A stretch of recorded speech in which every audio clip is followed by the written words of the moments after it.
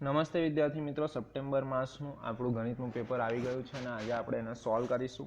મિત્રો સૌથી પહેલા પ્રશ્નથી શરૂઆત કરીએ. પહેલો પ્રશ્ન આપણને એવું કહે છે કે પી ઓફ એક્સનો આલેખ આપેલો છે અને આલેખ ઉપરથી એના શૂન્યો કેટલા હશે આપણે નક્કી કરવાનું છે. તો આલેખમાં સ્પષ્ટપણે આપણને દેખાય છે કે આલેખ એક્સ અક્ષને 2 પોઈન્ટમાં છેદે છે, 2 બિંદુઓમાં છેદે છે. એનો મતલબ કે પી ઓફ એક્સના શૂન્યની સંખ્યા 2 છે. બહુ સહેલો પ્રશ્ન હતો. બીજો પ્રશ્ન જોઈએ. દ્વિચલ સુરેખ સમીકરણ જે છે 5x + 3y = 5, એનો ઉકેલ શોધવાનો છે. ઉકેલ કેવી રીતે શોધીશું તો જોઈએ. 5x + 3y = 5 માંથી 5x ને બરાબરની બીજી તરફ લઈ જઈશું અને 3y જે 3 ગુણાકારમાં છે એને બરાબરની બીજી તરફ આવશે તો એ ભાગાકારમાં જશે. એટલે આપણું સમીકરણ બનશે y = 5 - 5x / 3.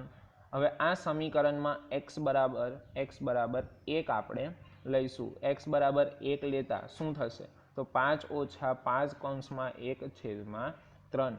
સમીકરણને ઉકેલતા આપણને y બરાબર 0 જવાબ મળશે. y બરાબર 0 આવશે અને આથી આપણો જવાબ આવશે 1 અને 0. ત્રીજો પ્રશ્ન આપણો છે. એક સમાંતર શ્રેણી આપેલી છે, એમાં તફાવત સામાન્ય તફાવત d શોધવાનો છે. હવે જ્યારે પણ સામાન્ય તફાવત શોધવાનો હોય ત્યારે બીજા પદમાંથી પ્રથમ પદ બાદ કરવાનું રહે, a2 - a1 કરવાના રહે. તો જ્યારે આપણે a2 - a1 કરીશું તો અહીંયા આગળ a2 છે 1/2 અને a1 થાય છે 3/2. બંનેની બાદબાકી કરીશું. અહીંયા આગળ છેદ સરખો છે એટલે આપણે અંશની બાદબાકી કરવાની રહેશે. 1 - 3/2 1 - 3/2 કરીશું તો જવાબ આવશે આપણો -2/2, જેમાંથી 2 કોમન છે એ નીકળી જશે એટલે આપણો જવાબ આવશે -1, જે આપણો સામાન્ય તફાવત એટલે જવાબ d = -1 થશે. પ્રશ્ન 4. બિંદુ 4 અને -3 છે એનું x અક્ષથી લંબ અંતર જોવાનું છે. તો બિંદુ 4 અને -3 નું x અક્ષથી લંબ અંતર જોઈએ તો અહીંયા આગળ એક આકૃતિ આપી છે. આકૃતિ જોશો એટલે ખબર પડી જશે કે x અક્ષ છે ત્યાંથી અંતર કેટલું થાય 1, 2 અને 3. તો બિંદુ જે છે એ x અક્ષથી 3 એકમ જેટલું દૂર છે. અંતર થાય 3 એકમ. વિભાગ એ બહુ જ સહેલો હતો, આવડે એવો છે. હવે જઈએ વિભાગ બી તરફ. મિત્રો વિભાગ બીમાં દરેક પ્રશ્નના 2 માર્ક છે એટલે દાખલો વ્યવસ્થિત રીતે તમારે ગણવાનો રહેશે. પહેલો દાખલો એવું કહે છે કે બહુપદી x² - 3 ના શૂન્યો શોધવાના છે અને શૂન્યોનો સંબંધ તપાસવાનો છે. તો સૌથી પહેલાં શૂન્યો કેવી રીતે શોધીશું તો અહીંયા આગળ આપણને રકમમાં આપેલું છે x² - 3. x² - 3 ને થોડુંક વ્યવસ્થિત કરીએ તો x² એ તો છે જ, સાથે સાથે આપણને વર્ગમૂળમાં 3 એનો વર્ગ પણ આપેલો છે. હવે વર્ગમૂળમાં 3 નો વર્ગ ક્યાં આપેલો છે તો તમે શાંતિથી વિચારશો તો ખબર પડશે કે 3 એ શું છે તો 3 એ વર્ગમૂળમાં 3 નો વર્ગ છે. એટલે આપણે આને આ રીતે પણ લખી શકીએ x² - વર્ગમૂળમાં 3 નો વર્ગ. જો આ રીતે લખશો તો તમને ખબર પડશે કે આપણને એક સૂત્ર છે a² - b². તો a² - b² થશે. a² - b² સમીકરણને સોલ્વ કરીશું તો a - b અને a - b આપણને મળશે. a - b a - b એનું સમીકરણ સોલ્વ કરીશું તો x = 3 અને x = -3 આપણને મળશે. હવે શૂન્યનો સરવાળો કરી દઈએ તો વર્ગમૂળમાં 3 વત્તા વર્ગમૂળમાં 3 સરવાળો કરો તો વર્ગમૂળમાં 3 - વર્ગમૂળમાં 3 = 0, જે આપણું બનશે -b/a એટલે કે -x નો સહગુણક છેદમાં x² નો સહગુણક. ધ્યાનથી જોઈશું તો આપણને ખબર પડશે કે અહીંયા આગળ x² નો સહગુણક 1, x નો સહગુણક 0 અને અચળ પદ છે -3. તો આ રીતે આપણને અહીંયા આગળ શૂન્યનો સરવાળો મળી ગયો. હવે શૂન્યનો ગુણાકારની વાત કરીએ તો વર્ગમૂળમાં 3 ગુણ્યા વર્ગમૂળમાં 3 કરીશું તો વર્ગમૂળમાં 3 ગુણ્યા વર્ગમૂળમાં 3 જવાબ આવશે -3/1, જે આવશે અચળ પદના છેદમાં x² નો સહગુણક. એટલે આપણું બંને જેટલી પણ કન્ડિશન છે એ બંને કન્ડિશન સેટિસ્ફાઈ થાય છે. સમીકરણ 6ની વાત પ્રશ્ન 6ની વાત કરીએ તો અહીંયા આગળ એક સમીકરણ આપેલું છે, એને લોપની રીતે સોલ્વ કરવાનું છે. બહુ જ સિમ્પલ સમીકરણ છે. જે બે સમીકરણો આપ્યા છે એ બંને સમીકરણને નંબર આપી દઈએ 1 અને 2. એમાં જે સમીકરણ 1 છે એને 2 વડે ગુણી કાઢીશું તો આપણને જવાબ મળશે 2x + 2y = 10. આ જે સમીકરણ મળશે એને સમીકરણ 3 નંબર આપો. 3માંથી સમીકરણ 2 બાદ કરશો તો તમને yની કિંમત મળશે 6/5. y = 6/5 મળશે. આ yની કિંમતને સમીકરણ 1માં મૂકશો. સરળતા ખાતર આપણે 1માં મૂક્યું છે, તમે કોઈ પણ સમીકરણમાં yની કિંમત મૂકી શકો છો. આપણે સમીકરણ 1માં કિંમત મૂકીશું, સમીકરણ 1માં yની કિંમત મૂકીશું અને જો એને સોલ્વ કરીશું તો xની કિંમત આપણને મળશે 19/5. નેક્સ્ટ આપણે આગળ વધીએ. પ્રશ્ન નંબર 7. પ્રશ્ન નંબર 7ની અંદર એક સમાંતર શ્રેણી આપેલી છે અને આ સમાંતર શ્રેણીમાં સરવાળો શોધવાનો છે. સરવાળો એટલે કે આપણે SN શોધવાનો છે. પણ SN શોધતા પહેલાં સૌથી પહેલાં આપણે nની કિંમત શોધવી પડશે. n = કેટલા થશે એ શોધવા પડશે. તો શરૂઆત કરીએ. n શોધવા માટે સૌથી પહેલાં એ એટલે કે પ્રથમ પદ છે 34. પછી સામાન્ય તફાવત ડીમાં શું હોય તો બીજો પદ માઇનસ પ્રથમ પદ એટલે કે 32 - 34 જવાબ આવશે -10. અને છેલ્લું એલ અથવા તો an આપણા છે 10. ઓકે, તો આપણું સૂત્ર છે anનું an = a + n-1d. સૂત્ર યાદ રાખવું, an = a + n-1d. અને આ સૂત્રની અંદર આપણે જ્યારે anની કિંમતો મૂકીશું, an = 10, a = 34, n શોધવાના છે અને d = -2. સમીકરણને સોલ્વ કરીશું તો n = આપણને 13 મળશે. હવે SN એટલે કે S13 શોધવાનું છે. આ 13 પદોનો સરવાળો આપણે શોધવાનો છે. તો SNનું સૂત્ર છે n/2 a + l. તો SN 13 છે, n = 13/2, a = 34 છે અને l = 10 છે. સમીકરણને સોલ્વ કરીશું તો SN અથવા તો S13 = 286 મળશે, જે આપણા બધા જ પદોનો સરવાળો છે 286. મહત્વના છે આ બે સૂત્ર યાદ રહેશે. કોને શું કહેવાય, કઈ રીતે ડી શોધાય, એલ કોને કહેવાય, એ કોને કહેવાય એ ખબર હશે તો દાખલા બહુ જ સહેલા છે, આવડે એવા છે. આગળ વધીએ. પ્રશ્ન નંબર 8. અહીંયા આગળ બે બિંદુઓ આપેલા છે. બે બિંદુઓ કયા કયા છે? 4 અને -3, 8 અને 5. આ બંનેને જોડતો એક રેખાખંડ છે. રેખાખંડનું 3:1 ગુણોત્તરમાં અંતઃવિભાજન કરવાનું કીધું છે. અંતઃવિભાજન જ્યારે પણ હશે ત્યારે તમારો ગુણોત્તર કેવો હશે? ધન હશે. ચાલો, તો અહીંયા આગળ બિંદુઓ આપેલા છે, એનો ગુણોત્તર આપેલો છે. તો એના ઉપરથી આપણને x1, y1, m1, x2, y2, m2 મળી જશે. x1 છે 4, y1 છે -3 અને m1 છે 3. એ જ રીતે x2 છે 8, y2 છે 5, m2 છે 1. ઓકે, તો આપણું સૂત્ર છે x અને y શોધવા માટેના, મધ્યબિંદુઓ શોધવા માટેના સૂત્ર છે m1 × x2 + m2 × x1 / m1 + m2. અને y શોધવા માટેનું સૂત્ર છે m1 × y2 + m2 × y2 / m1 + m2. આ સૂત્ર ખાસ યાદ રાખવું. સૂત્રની અંદર જે કંઈ પણ કિંમતો છે એ મૂકીશું. જેમ કે m1 = 3, x2 = 8, m2 = 1, x1 = 4. એ જ રીતે નીચે m1, m2 3 + 1. બીજામાં જોઈએ m1 = 3, y2 = 5, m2 = 1, y1 = -3. આગળ વધીએ. નીચે છે 3 + 1. આગળ વધીશું. હવે સમીકરણને સોલ્વ કરીશું. સમીકરણનો ઉકેલ આપણે લાવીશું તો જવાબ મળશે 7 અને 3. આ બે બિંદુઓ આપણને મળશે. હવે આગળ વધીએ. વિભાગ સી ની અંદર પ્રત્યેક પ્રશ્નના 3 માર્ક્સ છે. પહેલો પ્રશ્ન છે, બે બહુપદીનો ભાગાકાર કરવાનો છે. p of x છે 3x ની 3 ઘાત વત્તા x વર્ગ વત્તા 2x વત્તા 5 અને g ઓફ x આપણી છે x² પ્લસ 2x પ્લસ 1 બંનેનો ભાગાકાર કરવાનો છે. p ઓફ xમાંથી g ઓફ xનો ભાગાકાર કરીશું. x² ને 3x વડે પહેલાં તો સૌથી પહેલાં આપણે ભાગવા પડશે, તો x² ગુણ્યા 3x, તો સમીકરણ આપણને મળશે 3x² plus 6x² plus 3x. બાદબાકી કરવાની છે, નિશાનીઓ આપણે બદલવાની છે, ખાસ યાદ રાખજો, ઘણા બધા વિદ્યાર્થીઓ ભૂલ કરે છે.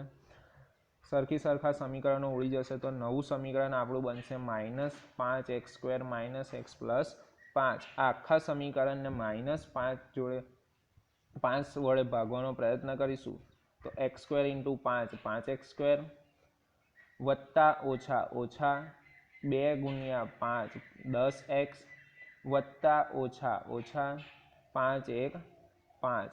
તો આ આખા સમીકરણની અંદર સરખા કેન્સલ આઉટ થશે. વત્તા ઓછા 10માંથી 1 જાય તો 9x વત્તા 9 5 વત્તા 5 10, તો 9x પ્લસ 10 એ આપણી શેષ હશે અને ભાગફળ થશે 3x ઓછા 5. અહીંયા આગળ તમને જવાબ આપેલો છે. ઓકે, આગળ વધીએ. પ્રશ્ન નંબર 10. ટીવીના સેટના ઉત્પાદક એટલે એક ટીવીની કંપની છે, એ દર ત્રીજા વર્ષે 600 ટીવી એટલે કે A of 3 = 600 અને 7મા વર્ષે 700 ટીવી બનાવ્યા છે. એટલે કે ત્રીજા વર્ષે એ લોકોએ પહેલું વર્ષ, બીજું વર્ષ અને ત્રીજું વર્ષ, તો ત્રીજા વર્ષે 600 અને 7મા વર્ષે 700 ટીવી બનાવ્યા છે. દરેક વર્ષે ઉત્પાદનની સંખ્યા સરખી રીતે વધતી જતી હોય તો 3 વસ્તુઓ પૂછી છે. પહેલા વર્ષનું ઉત્પાદન કેટલું, એટલે કે A = કેટલા, સૌથી પહેલાં આપણે A શોધવાના છે. ત્યાર પછી 10મા વર્ષનું ઉત્પાદન કેટલું છે, 10મા વર્ષનું ઉત્પાદન આપણે શોધવાનું છે. એટલે કે A10 શોધવાના છે. અને ત્રીજું છે પ્રથમ 7 વર્ષનું ઉત્પાદન કેટલું છે, એટલે S7 શોધવાના છે. જોઈએ હવે શું છે સમીકરણ, કેવી રીતે સોલ્વ કરીશું, દાખલો આપણે કેવી રીતે ગણીશું.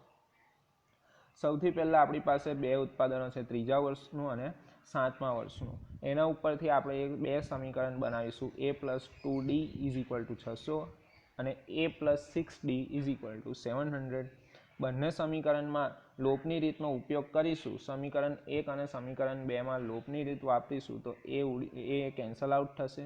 વત્તા ઓછા 6માંથી 2 જાય તો 4D = -100. D આપણને મળશે 25. હવે વાત કરીએ ડીની કિંમત કોઈ પણ સમીકરણમાં મૂકવાની છે, સમીકરણ 1 અથવા સમીકરણ 2. સમીકરણ 1ની અંદર આપણે ડીની કિંમત મૂકીશું, તો સમીકરણ 1 છે A + 2 × D = 600. A + 2 × 25 = 600 થશે.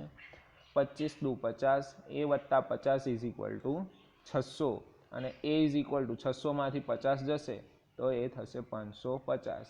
આ એ શું છે, પ્રથમ વર્ષનું ઉત્પાદન. એટલે આપણું પ્રથમ વર્ષનું ઉત્પાદન કેટલું થાય છે, 550 ટીવી. હવે એ જ રીતે આપણે 10મા વર્ષનું ઉત્પાદન શોધવું હોય તો શું કરી શકાય, તો પ્રથમ વર્ષના ઉત્પાદન માટે આપણે શું કર્યું હતું, A + 2D, A + 6D. તો એ જ રીતે અહીંયા આગળ આપણે 10મા વર્ષનું ઉત્પાદન શોધવા શું કરીશું, A + 9D કરીશું. ઓકે, તો A10 = A + 9D. સમીકરણને સોલ્વ કરીએ. 550 આપણને A મળેલા છે 9 અને D = 25. 550 વત્તા 225 સોલ્વ કરીશું તો આપણને જવાબ મળશે 775. 10મા વર્ષનું ઉત્પાદન છે 775. હવે સમીકરણનો સરવાળો, પ્રથમ 7 વર્ષનો સરવાળો કરવાનો છે SN.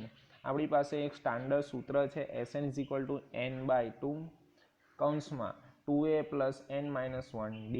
આ સમીકરણને સોલ્વ કરીશું તો SN = 7 લેવાના છે. 7/2 2 × A = 550 છે, n = 7 છે, n - 1 અને D છે 25. સમીકરણને ઉકેલશું તો આપણને જવાબ મળશે 4375. એટલે કે પ્રથમ 7 વર્ષનું જે કુલ ટોટલ ઉત્પાદન હતું એ 4375 થશે. આ 3 આપણા જવાબ છે. ઓકે, નેક્સ્ટ 11મો પ્રશ્ન. તો એક ત્રિકોણ આપેલા છે, એના 3 શિરોબિંદુ આપેલા છે. આ 3 શિરોબિંદુ ધરાવતું એક ત્રિકોણ છે અને એનું ક્ષેત્રફળ આપણે શોધવાનું છે. તો ધારો કે ત્રિકોણ આપેલું છે એ બી સી, ત્રિકોણ છે એના શિરોબિંદુઓ છે એ બી અને સી. તો x1 x2 x3 y1 y2 y3 આપણને એના ઉપરથી મળી જશે. x1 છે 2, y1 છે 3, x2 છે -1, y2 છે 0 અને x3 છે 2, y3 છે -4. ત્રિકોણ એબીસીનું ક્ષેત્રફળ કેવી રીતે શોધીશું? તો ત્રિકોણ એબીસીનું ક્ષેત્રફળ is equal to 1/2 x1 into y2 y3 plus x2 into y3 y1 અને plus x3 is equal to y1 y2. સમીકરણનું સૂત્ર ખાસ યાદ રાખવાનું છે. સૂત્ર ખાસ યાદ રાખજો, લખી રાખજો. સૂત્રની અંદર જે કંઈ પણ રકમો આપણે મૂકવાની છે એ રકમમાં મૂકીશું. કોઈ જગ્યાઓ x1ની જગ્યાએ x1, y1ની જગ્યાએ y1, એ રીતે જગ્યાઓ ભરીશું એટલે આપણને છેલ્લા જવાબ મળશે 21/2 ચોરસ એકમ. છેલ્લો છે વિભાગ ડી, જેની અંદર માગ્યા મુજબ ઉત્તર લખો. 4 માર્કનો એક જ દાખલો છે. આ દાખલાની અંદર તમને જે રકમ છે એ બેઠી રકમ તમારા પાઠ્યપુસ્તકની અંદર પણ છે, ખાલી નામ એકલા ચેન્જ થયેલા છે. અહીંયા આગળ આપણને ક્વેશ્ચનમાં માનસી છે, આપણી ચોપડીમાં રૂહી છે, એના સિવાય કોઈ જ વસ્તુ ચેન્જ કરેલી નથી. આંકડા પણ ચેન્જ કરેલા નથી. તો તમારે ખાસ એનું ધ્યાન રાખવાનું છે. આવડે એવું છે, બહુ જ સહેલું છે. સમીકરણની અંદર અંતર ઝડપનું સૂત્ર મૂકવાનું છે. ઝડપનું સૂત્ર શું છે? ઝડપ ઇઝ ઇક્વલ ટુ અંતર છેદમાં સમય. પણ અહીંયા આગળ આપણે મુખ્ય એકમ કયો લઈશું? સમય. એટલે કે સમય બરાબર અંતર છેદમાં ઝડપ. હવે શરત 1 પ્રમાણે દાખલો સોલ્વ કરવાનો પ્રયત્ન કરીએ. સૌથી પહેલાં દાખલાની અંદર શું કીધું છે જોઈ લઈએ. તો માનસી જે છે, માનસી 300 કિલોમીટરની મુસાફરી, 300 કિલોમીટર ટોટલ અંતર એને કાપવાનું છે અને આ 300 કિલોમીટરમાંથી થોડીક એટલે કે અમુક અંતર ટ્રેન દ્વારા કાપે છે અને બાકીનું અંતર બસ દ્વારા કાપે છે. તો આ રીતે આપણને એક શરત આપેલી છે. હવે એમાંથી 60 કિલોમીટર જેટલું ટ્રેનથી કાપે છે અને બાકી રહ્યું એ બસથી કાપે છે. તો આપણે શું કરવું પડશે? 300 - 60. ઓકે, તો 300 કિલોમીટરનું 60 કિલોમીટરનું અંતર ટ્રેનથી અને 240 કિલોમીટરનું અંતર બસથી કાપે છે. સમીકરણને સોલ્વ કરીશું તો સમય ઇઝ ઇક્વલ ટુ અંતર છેદમાં ઝડપ. તો ટ્રેનનું અંતર કેટલું હતું? 60 છેદમાં ટ્રેનની ઝડપ આપણે ધારી લઈએ કે ધારો કે ટ્રેનની ઝડપ છે x કિલોમીટર પ્રતિ કલાક. તો પહેલું બનશે 60 છેદમાં x પ્લસ 60 છેદમાં x વત્તા બસથી કેટલું અંતર કાપ્યું છે? 240. તો 240 છેદમાં y ઇઝ ઇક્વલ ટુ આપણે ધારી લઈએ કે બસની ઝડપ, તો બસની ઝડપ છે y કિલોમીટર પ્રતિ કલાક. તો 60x પ્લસ 240y બરાબર સમય કેટલો લાગશે? ટોટલ 4 કલાક. તો આ સમીકરણ આપણું પહેલું થશે. એ જ રીતે બીજી શરત એવું કીધું છે કે 100 કિલોમીટર અંતર ટ્રેનથી કાપે છે અને બાકીનું અંતર બસથી કાપે છે. તો જો તમે એનું પણ સમીકરણ બનાવશો તો આપણને મળશે 100 છેદમાં x વત્તા 200 છેદમાં y બરાબર 25/6. આ આખા સમીકરણનો ઉકેલ હવે આપણે શોધવાનો છે. અહીંયા આગળ x/a 1/x is equal to a, 1/y is equal to b તમે ધારી શકો છો. આ ધારીને તમે આગળ ગણતરી કરશો, લોપની રીતનો ઉપયોગ કરશો તો તમારો જવાબ તમને અહીંયા આગળ મળશે કે ટ્રેનની સરેરાશ ઝડપ 60 કિલોમીટર હશે અને y એટલે કે બસની ઝડપ 80 કિલોમીટર પ્રતિ કલાક હશે. મિત્રો, સમય અને પેપરને અનુસંધાને આપણે ઘણું ફટાફટ પેપરને જોવાનો પ્રયત્ન કર્યો. આમ ઘણું સહેલું પેપર છે, પણ તમને જો કોઈ જગ્યાએ કોઈ પ્રોબ્લેમ હોય, ના આવડતું હોય તો આપણે પૂછી શકો છો.